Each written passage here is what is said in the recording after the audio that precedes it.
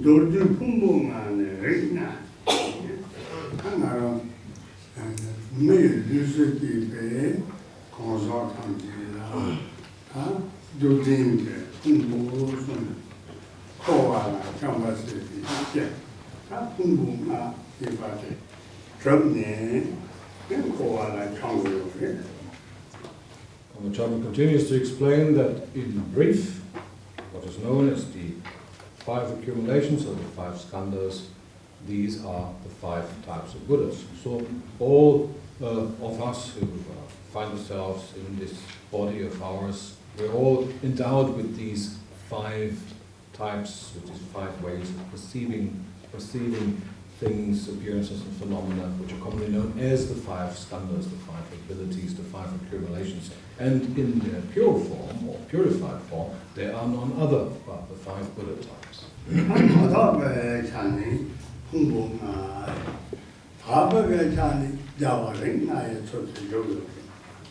So if we were to look at things from the impure perspective, let me try that again. If we look at ourselves from the impure perspective, then these 5 types of perceptions and everything that goes along with them is called the 5 skandhas.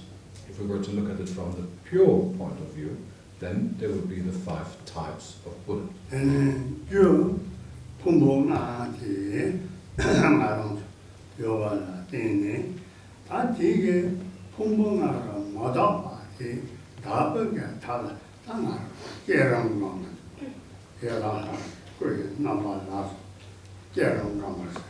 One could also say that these 5 skandhas, these 5 accumulations of 5 sensory perceptions and all of their fields of perception, etc., that they are the basis. If we were to apply practice to purify them, to bring about a purified state of these, which are not like the 5 Buddha types, then we would have to avail ourselves of means such as development process meditation, in the course of which we would imagine ourselves in the shape of a Yilam deity. We would imagine our bodies to appear as a deity. And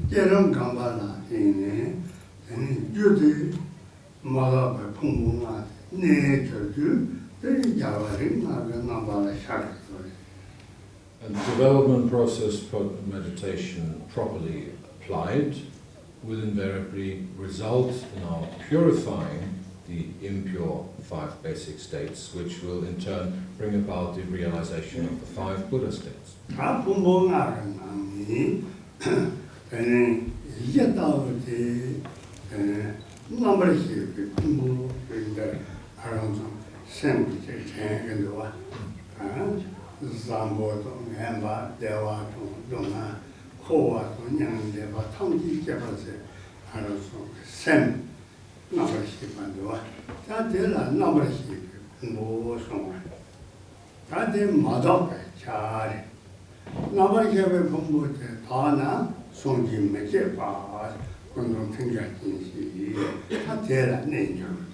Among these 5 skandhas, or 5 types of perception, one of them is our mental perception.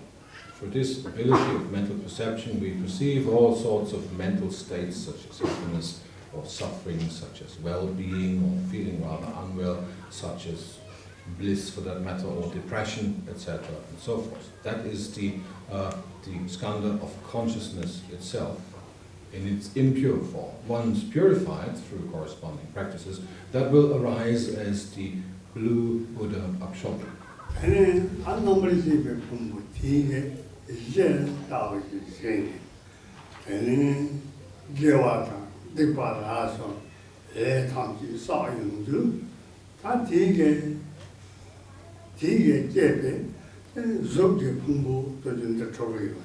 On the very basis of this consciousness itself, all sorts of perceptions arise that give rise to the idea of there being shapes, of there being entities of whatever sort, which in turn is then eventually known as the skandha, or the accumulation of form, the form skandha.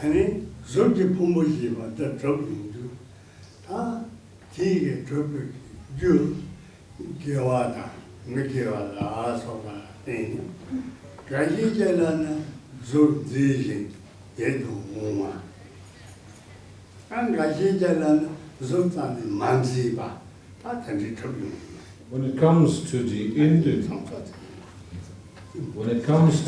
individual itself, then it is very much dependent on what the imprints of their previous deeds might possibly be, in which way they do appear. Accordingly, those who have performed mostly virtuous deeds would appear in handsome and nice to look at forms or bodies for that matter, whereas those who have continuously performed all sorts of misdeeds under the influence of negative motivations, etc., and so forth, would appear in rather less handsome, not so nice to look at shapes.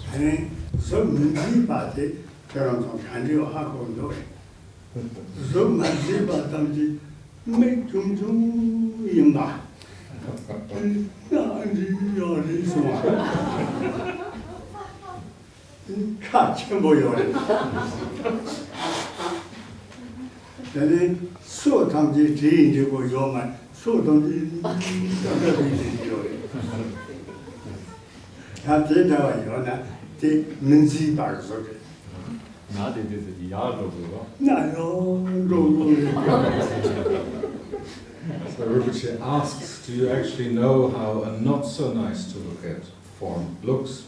Someone who's not so handsome. And he says that's easily recognized. There are people who have faces with very small, beady little eyes. Their noses are for the most part turned upwards, like the erect tusk of an elephant. And their teeth grow every which way, pretty much like a horse's teeth.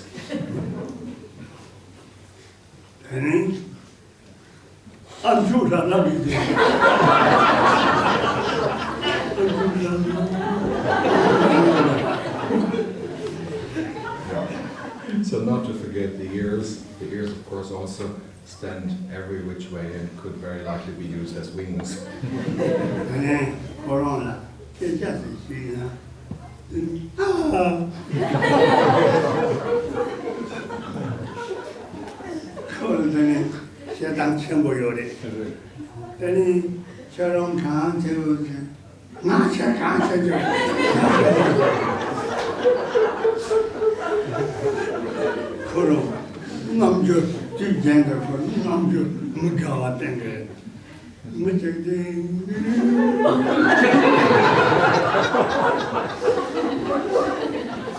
As to the facial expression of such people, or rather less handsome, also easy to recognize. They always look as if they're undergoing great suffering, or they're always looking somewhat grumpy, that kind of face, and they're also very short-tempered.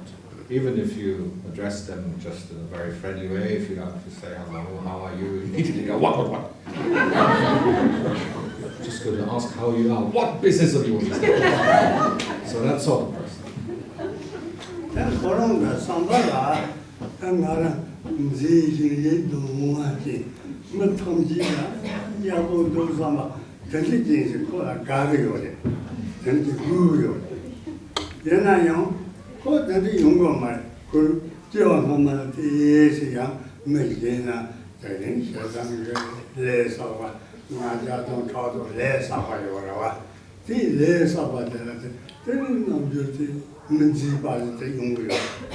Of course, it goes without saying that such rather less handsome or nice to look at persons would very much like to be handsome and good looking as everybody else, at least in their perception.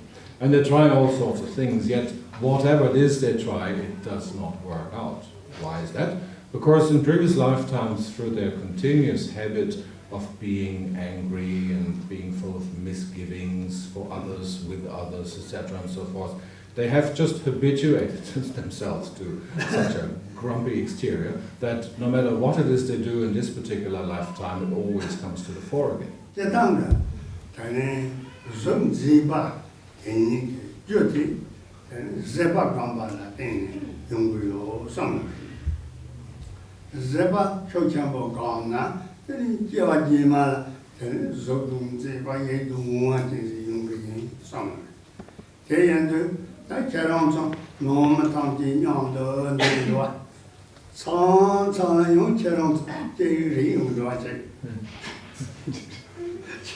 Cherong Kaisan,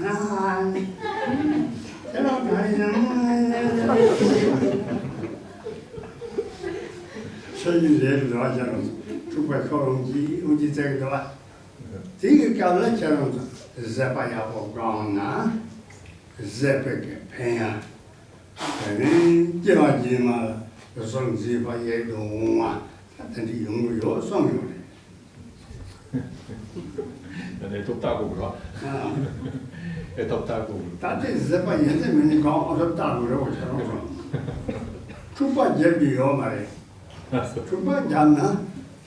Chupa jedam gele wa. Jedam gele sana. Tigi jota de nyarwa la ando wa.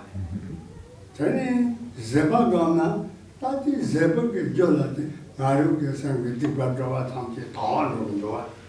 Tera sono done c'erano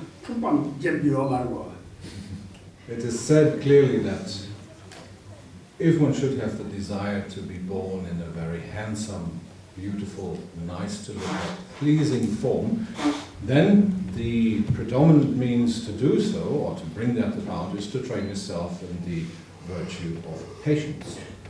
So in this way, patience is to be practiced, and the result will be a handsome exterior, a handsome physique. Therefore, we would all be well advised to train ourselves in patience if that should be our desire. Whenever we come together with people, for instance, among our family, it would be a good idea to train oneself in patience and rather not to react as we so often do in our family when things come to a head and everybody is somewhat agitated. People would come to you and say, "Oh, what's wrong with you? Go away. What could I possibly do for you? Just leave me alone," like that. That kind of behavior is not the practice of patience. That is rather more the opposite of it.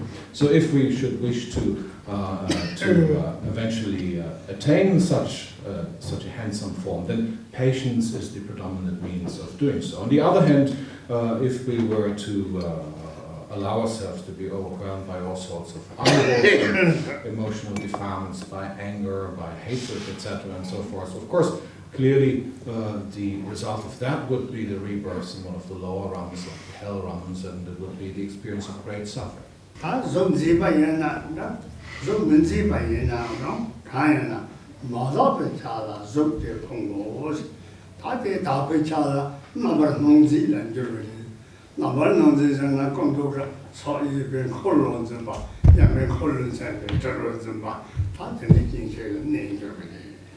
Well, however we might appear, handsome or rather not so, it is still a body that we appear in.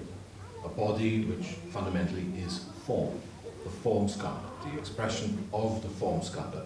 And that, purified through appropriate means, will eventually arise as the Buddha Vairochana. Purified form skandha in its purified form is the Buddha Vairochana, whose body is brilliantly white in color, who in his right hand holds a Dharma wheel and in his left hand holds a bell with a wheel handle. So not the usual half Vajra handle that we have on top of a bell, but a wheel symbol instead of it.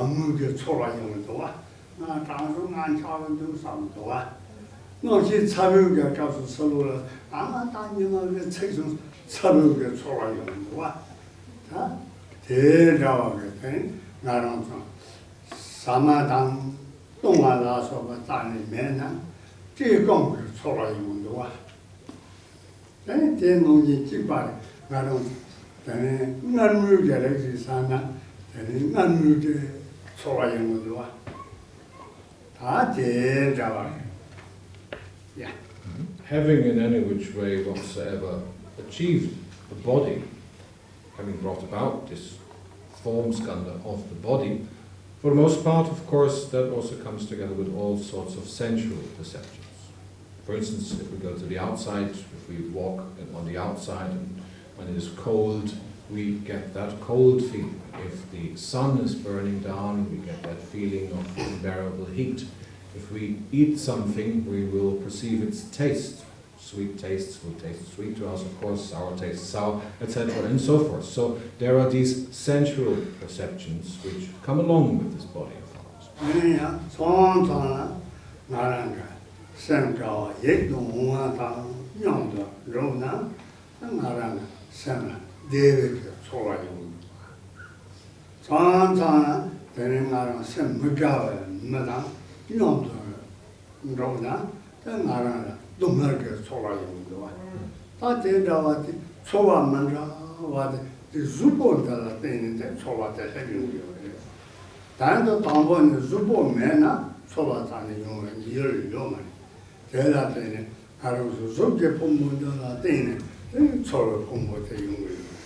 So all these kinds of perceptions come along with a body.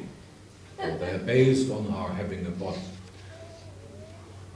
The same holds true for our meeting with agreeable circumstances of whatever sort.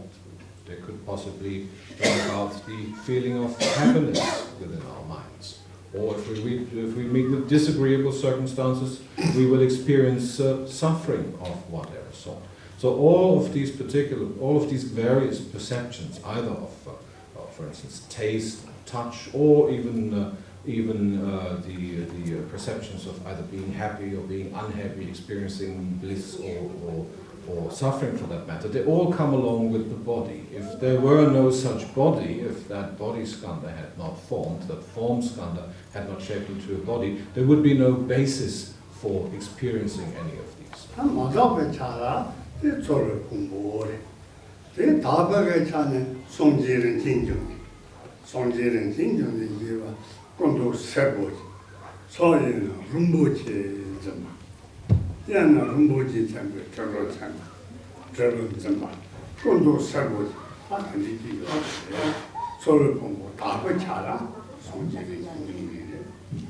So all of these various perceptions, they would come under the general heading of the skandha of sensual perception, of whatever sort they might be.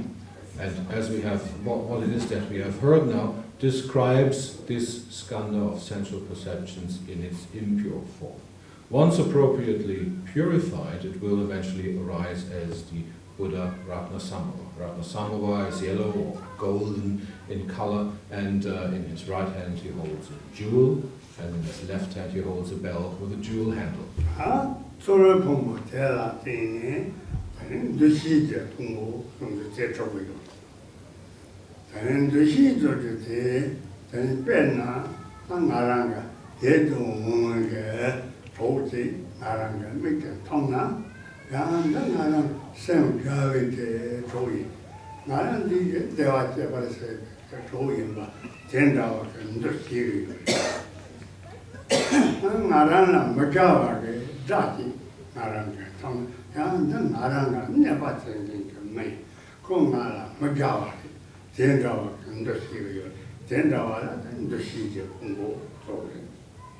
Again, on the basis of these, we give rise to all sorts of labeling.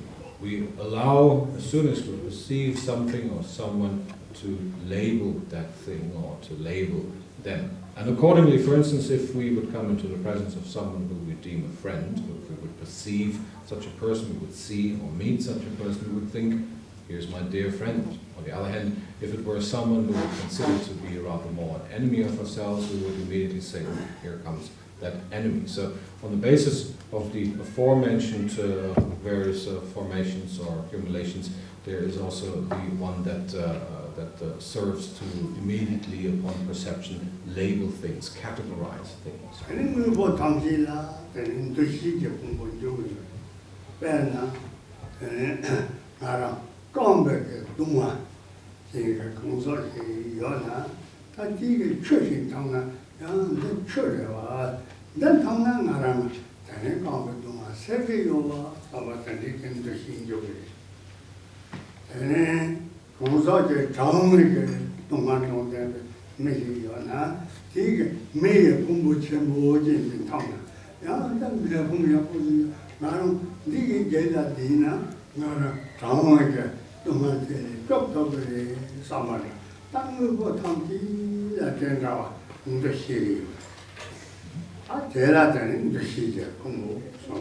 So in this way, through this interaction of perceptions and the various reactions which they cause within us, we label, we categorize that which we perceive. For instance, if you would find yourself to be thirsty, if you came into the presence of a body of water, or you would or a drink would be placed in front of yourself, you would first recognize this. Let's say you would a glass of water would be put in front of yourself. You would immediately think, aha, water, and you would right away after this follow up with the thought, if I drank this water now, my thirst would be quenched. So this way you would immediately make that connection. Or if you would suffer from intense cold, and somewhere at the horizon you would see a fire burning away. First you would perceive the fire, and right after this you would give rise to the thought and the recognition that if I now went close to this fire, I could warm myself up, I would not suffer from cold anymore. So in this way, whatever it is that we perceive, whatever it is that we come across is immediately labeled, is immediately categorized.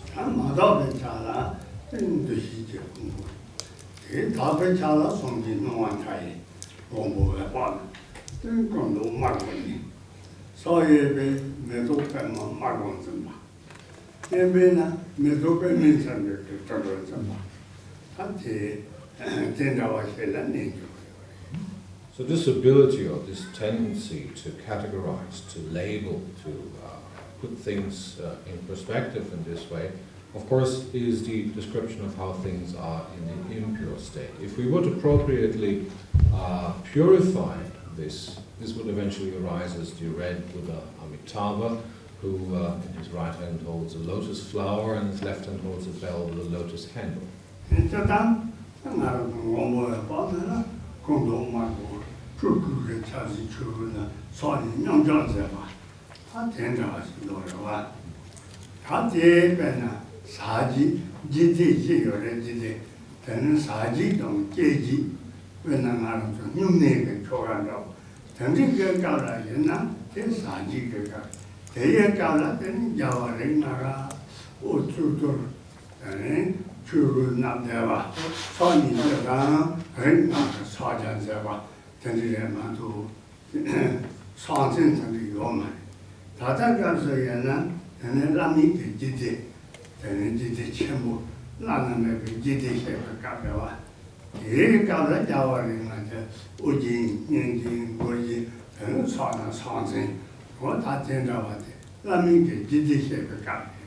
Hearing a description of Buddha Amitabha with lotus and bell with lotus handle, etc., you might wonder why he is described like this, since Buddha Amitabha is commonly known to wear simple monk's robes, holding his hands in the gesture of contemplation. The reason that these Buddhas are here at this particular point are explained to have these various attributes, etc., and so forth, is that we look at them from the viewpoint of the highest Tantra class, the Anuttara Yoga Tantra. From among the four Tantra classes, within the first two of these four, which are the Kriya and the Charya Tantra, in these first two Tantra classes, the Buddhas, these five Buddhas, would indeed be depicted, would indeed be explained as appearing in a Nirmanakaya form with simple monk's robes, not any particular crowns or ornaments, not holding any attributes. They would simply be depicted in their various postures, sitting like this and holding their hands in various gestures, like for instance the Buddha Vairochana would hold his hands in the teaching gesture, whereas the Amitabha Buddha would hold his hands in the contemplative and the meditative gesture, etc. However, in the highest Tantra class, the Anuttara Yoga Tantra, they are described as wearing crowns, as wearing ornaments, as holding these various implements in their hands, as we're just hearing now. So it depends very much on the Tantra class from the perspective of which the Buddhas are being explained.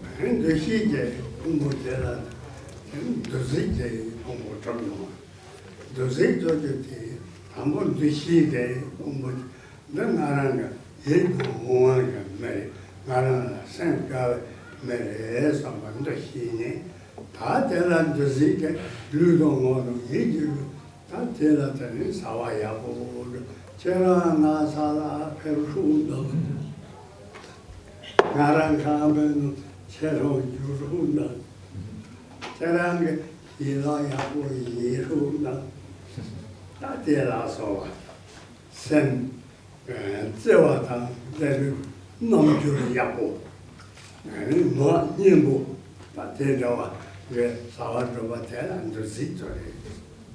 the basis of the aforementioned abilities or skandhas, the next one that follows is that of volition, which allows us to react in certain ways so as to bring about certain results that we deem desirable. That would be the kind of behavior that we display when, for instance, we meet someone whom we find agreeable and ask them to come into our house, to have a seat, make themselves comfortable, enjoy a meal, or something of that sort. Or if we would rather try to stay out of the way of those whom we deem rather more disagreeable, that would be the formation of volition, of consciously react in certain ways so as to bring about certain results.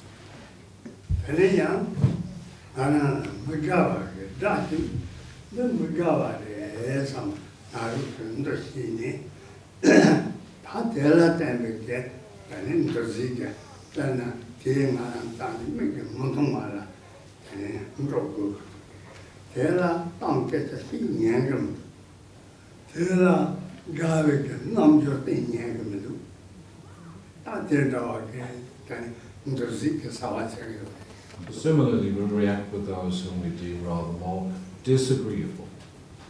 We come into the presence of this object of our scorn, or whatever you wish to call it, and we act accordingly. We try to get out of their way, we try not to look at them, we try not to talk to them, we try to avoid them in any which way we can.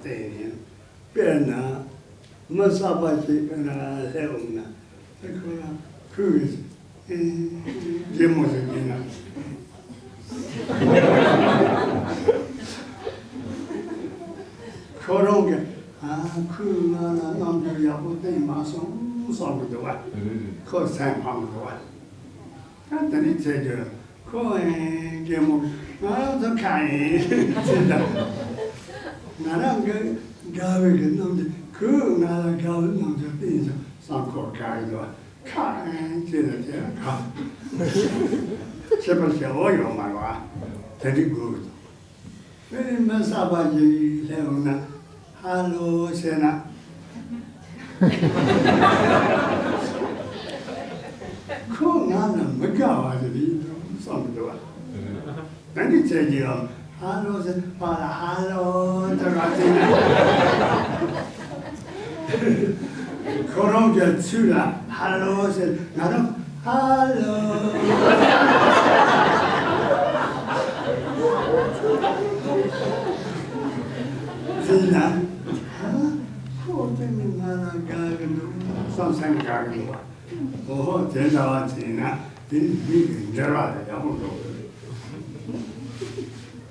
For the most part, it is rather more the case that all of us, no one excluded, are under that mistaken impression that there is a self, which we cherish oh so much. And of course, on the basis of this so well-cherished self, we have this idea that there is an I, there is a mind, that there is something other than that out there in the world, and that we have to make sure that we have lots of friends and acquaintances, etc., who are agreeable, and that we have to protect ourselves from enemies and disagreeable characters of whatever sort. And accordingly, of course, we react. For instance, if someone new came here, someone who has not been here before, and that person would come, have a look around and say hello to us, friendly. Instead of reacting in a friendly way, we would just go like...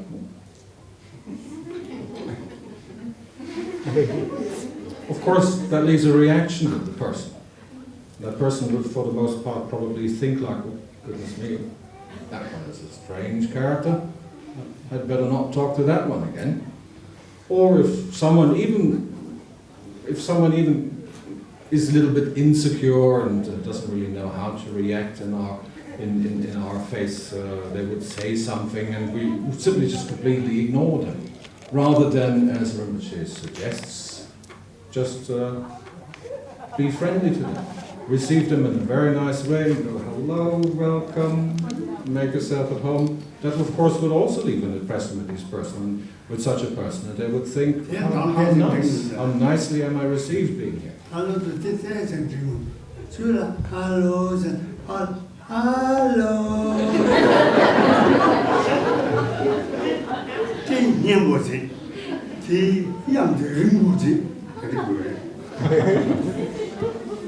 As usual, I got it wrong. That story is repeated every year now, isn't it? You know me to be a grumpy character, so that's good. So, as Rinpoche has demonstrated, that's the way we should present oneself.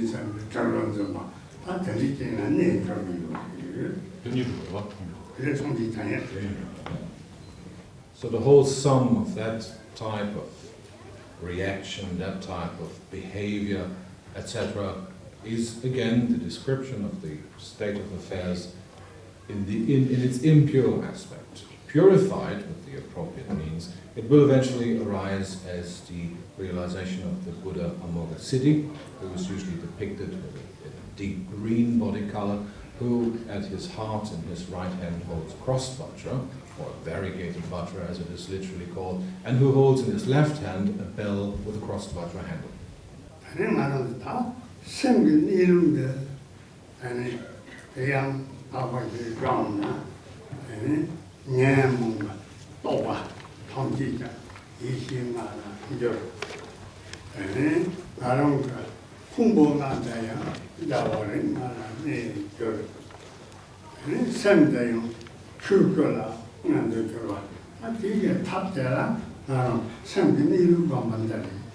So this is the way things are presently, and we are now in the picture about how they could ideally be so much better. To that end, in order to bring about the purification of these 5 skandhas, or these 5 accumulations, we ought to train ourselves in the practice that will eventually bring about recognition of mind nature itself. If we practice accordingly, then eventually the 5 impure skandhas that have just been described could potentially arise as the presence of the 5 types of Buddhas. So therefore, practice that serves to bring about a recognition of mind nature is the method to bring about this purification.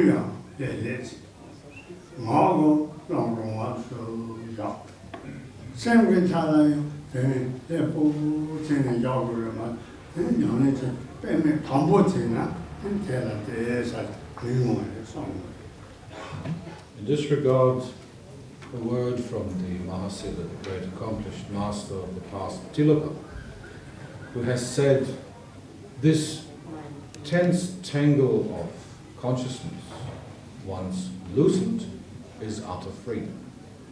That means to say that if we get ever more tense in our endeavor to practice in order to bring about a recognition of mind nature, this tenseness in itself will be basically a downfall, so to speak, because it will produce more and more thought activity. Rather than loosening up, quietening down, becoming ever more quiescent and peaceful, our thought activity will become stronger and ever more overwhelming, and that will just get us nowhere. Therefore, in order to bring about the recognition, the eventual recognition of mind nature, it is necessary to go about it in a loosely relaxed way. We should take up a proper but loosely relaxed physical position. We should then let our speech rest so as to simply allow our breath to flow naturally, and then also relax mind so as to simply allow it to rest in its natural state. That's the way how to go about it.